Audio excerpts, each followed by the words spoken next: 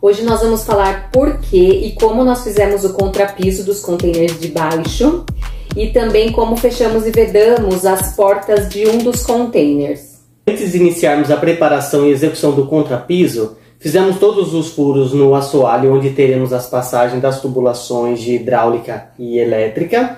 E isso foi possível porque fizemos de acordo com os projetos, da hidráulica e elétrica. E mais uma vez frisamos a importância de ter esses projetos. Só com tudo previsto, é possível seguir todas as etapas da obra sem grandes surpresas. A elétrica e a hidráulica serão mostradas em outros vídeos.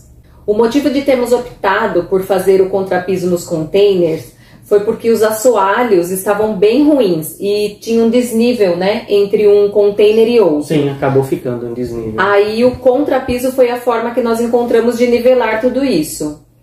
Aí só um detalhe dessa diferença, por que ficou internamente, eu não sei se de um modelo para o outro, até hoje eu não sei exato o que aconteceu, mas se de um modelo, de um container para o outro, tinha alguma diferença, na altura, ou se quando a gente acabou colocando as escoras, quando nós forçamos um pouco o teto para cima, talvez ele deve ter forçado um pouquinho ele para baixo, viga, e ele acabou ficando. Então não tinha como utilizar colocando uma madeira em cima, fazendo alguma coisa. A saída na época que nós encontramos foi fazer esse contrapiso.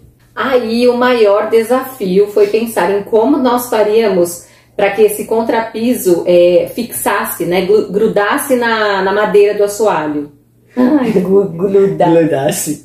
Aí na época nós procuramos vários vídeos aqui mesmo no YouTube, mas a gente não encontrou nada como fazer um contrapiso, fazer isso fixar na madeira. E aí um dia eu tava na obra conversando com o pessoal, e aí eles comentaram que eles já fizeram concreto em cima assim da madeira e eles utilizaram bastante pregos. Então eles foram colocando uma porrada de pregos nessa madeira para criar uma aderência para esse concreto. E aí a partir disso nós planejamos tudo, E no fim das contas a gente definiu pelo seguinte: primeiro nós colocamos os pregos, nós pregamos com distâncias aleatórias em todo o assoalho. E a gente acabou usando 2 kg de prego 18 por 15. Sim, aí só um detalhe, esse pregamos, você vai pregar um pouco e você vai deixar ele pra fora ali, 1,5 cm mais ou menos, ele vai ficar pra cima. Era só martelar pra ele fixar na madeira e depois ele fica um pouquinho pra fora. É isso aí. Depois nós passamos uma mistura de cimento, água, areia e Mactracol nós usamos. Mas pode ser o Bianco, Não sei se tem outra marca. Quem quiser patrocinar nós pode ser um dos dois. E que é um adesivo especial, à base de resina sintética, que é compatível com cimento, cal, gesso, e isso aumenta a aderência das argamassas, no caso ali, aos mais diversos substratos. Pra gente era, no caso, a madeira.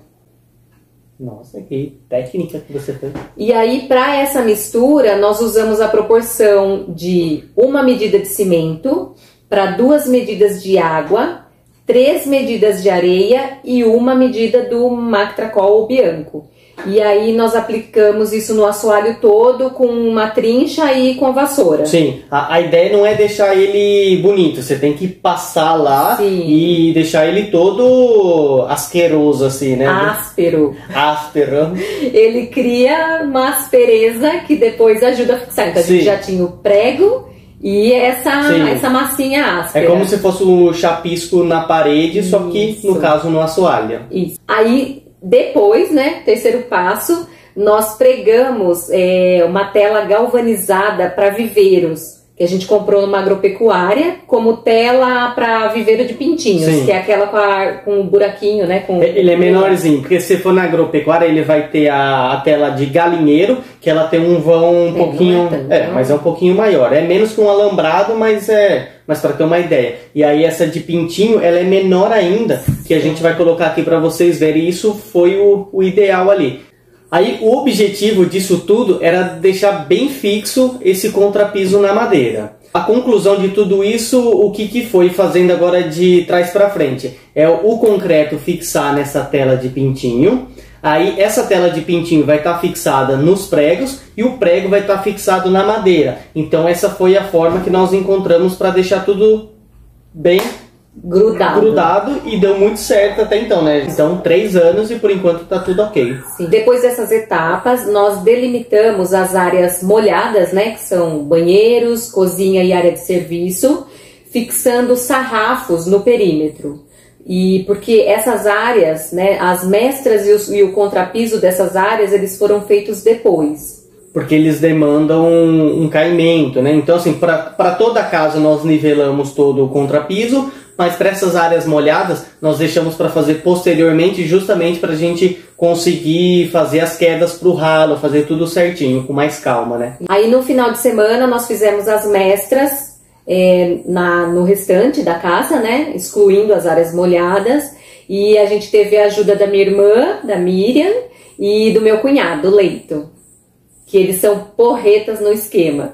Sim, são sarrafistas de profissionais. E aí no final de semana seguinte nós fizemos o contrapiso. Novamente a gente teve a ajuda da minha irmã, da Miriam, e do meu cunhado, do Leito. Meu irmão, o Theo, também veio ajudar, ajudou muito. Nessa hora a gente vê que é bom ter bastante irmãos. E apareceu mais uma ainda. Até a Mércia, que é a outra irmã da Mary, apareceu também para dar uma ajudinha. Ou seja, a gente tinha 20 pedreiros na obra.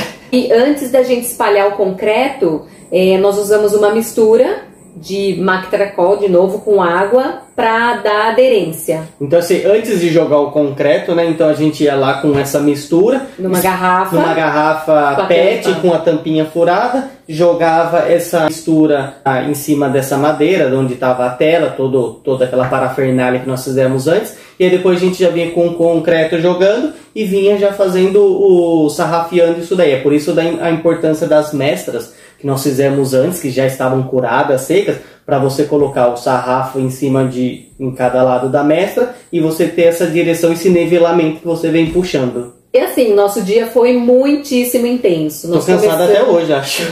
Foi o dia, acho que foi o dia mais pesado. Foi punk. Nós começamos, a gente começou a contar as maçadas da bitoneira, né? Do Moacir, que nós pegamos emprestado, né? Do pai da Mary. Mas aí depois a gente perdeu as contas. E a gente começou bem cedo e a gente terminou, já estava à noite, no início da noite. E depois dessa concretagem, aí nos outros dias, a gente só foi fazendo a cura desse concreto, acho que 1, 2 vezes por dia. O que é essa cura? É ir lá com, no caso, uma mangueira de água, e aí você fica molhando esse concreto, porque ele precisa disso para aumentar a resistência dele. No sábado seguinte, voltou aqui o nosso reforço, né, a Miriam e o Leito, para finalizar as áreas molhadas. Então na parte da manhã a gente iniciou fazendo as mestras, já colocando todas as quedas em direção aos ralos, e aí na parte da tarde, quando essas mestras já estavam secas, a gente partiu para fazer a concretagem final. Com o contrapiso finalizado, nós partimos para o fechamento definitivo e a vedação das portas de um dos containers, que é onde é a nossa cozinha do projeto. Sim, só para explicar um pouquinho para vocês. Nessa parte da cozinha, ela ficou com a porta de um container ali, que é a porta que ele vem. Então, como nós vamos fazer a cozinha ali, nós não teremos mais acesso por essa porta e ela vai ser fechada para sempre, para o resto da vida, para a eternidade. Então, a gente começou a fazer esse preparo, porque como ela tem as barras, então a gente teve que tirar tudo para tratar, para depois fechar isso de vez, que é o que a gente vai explicar agora. Nós removemos as barras das portas, são 4 barras, tiramos a ferrugem, tratamos, né, pintamos separado porque elas são de outra cor e deixamos as guardadinhas. Aí a gente fez o tratamento das portas, removendo a ferrugem, e aí a gente já preparou para a pintura. A retirada das barras facilitou muito a pintura das portas. Aí nós conseguimos encontrar exatamente a cor que a gente tinha definido no projeto, e aí o pai do Lê veio para ajudar a gente na pintura. Nós compramos uma tinta PU dupla função fosca, pagamos caro, e a cor era perfeita, mas aí a pintura não durou nem 1 ano e meio. Aí por isso que que você verá aqui pra frente a gente acabou pintando de verde. E depois das portas pintadas, nós voltamos as barras para o lugar. Para os parafusos a gente comprou tudo novo, então trocamos tudo.